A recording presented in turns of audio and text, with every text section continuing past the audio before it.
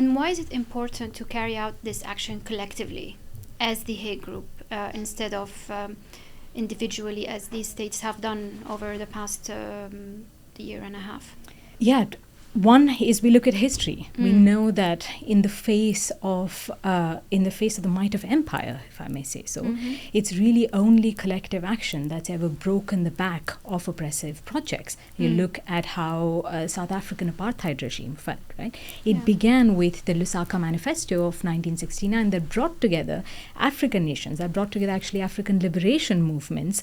That was then a huge threat to the South African apartheid regime that was in place. That then led us to 1978, the World Conference Against Apartheid in Geneva, which took that spirit from the African liberation movements to the halls of the United Nations and called for the UN, which eventually did happen. We were successful at economic sanctions from the Security Council, which eventually is the last straw that broke the back of the South African apartheid regime and led to European nations, in fact much of the Scandinavian countries, who were the ones with the greatest, strongest sanctions imposed against countries like Denmark and Norway, that imposed the greatest sanctions against the South African apartheid regime. And finally, you see all the way to something like 1985, the Special Conference on Apartheid in New Delhi, that then brought together from African liberation movements to the halls of the UN to all the countries of the Global South to be united in their response to why the apartheid simply had to fall. And that isolation, we know, is what works, right? That isolation is what led to the end of impunity, which right now we're not seeing with Israel. It's a continuation of the impunity that it's enjoyed all the way from 1947. But and the second is really about punishment. We know that individual countries, especially a lot of small countries that are highly dependent on the global economy, that are often in other levers, not just in the question of geopolitical security interests, but on political economy questions, left at the behest of the whims of much stronger countries, and especially poles of the world, if you may say so, and they are being punished.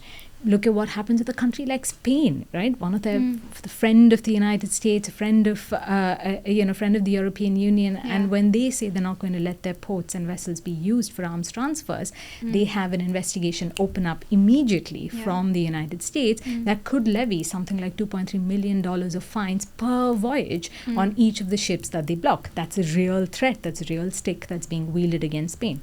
Look at what happens with South Africa when they brought, not just now with the Hague Group's move, but really a year ago when they brought their historic Genocide Convention case to the International Court of Justice.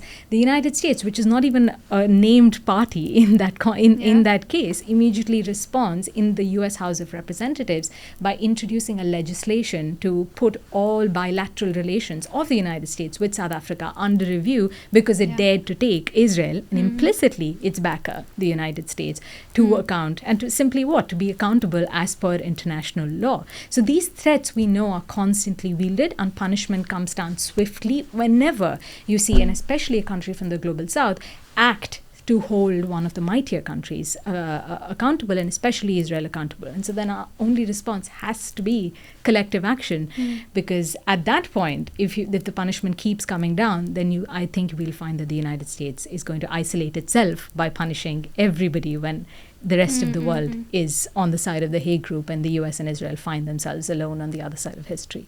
And can you elaborate more on the idea of how the Hague Group is planning to interrupt the global supply chain for Israel's defense industries?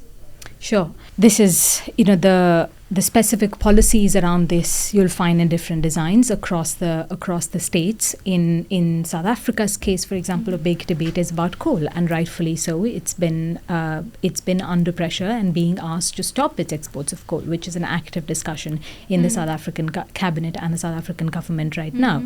In Colombia's case, once again, it was about energy exports and about stopping those. But across all of these countries, let me say a bit about a measure that isn't actually included, which is imports, and about security exchanges and military training with Israel. That does exist. These are contracts that do exist with Israel across the globe, which is once again a symptom of the kind of global hegemony we see that Israel plays.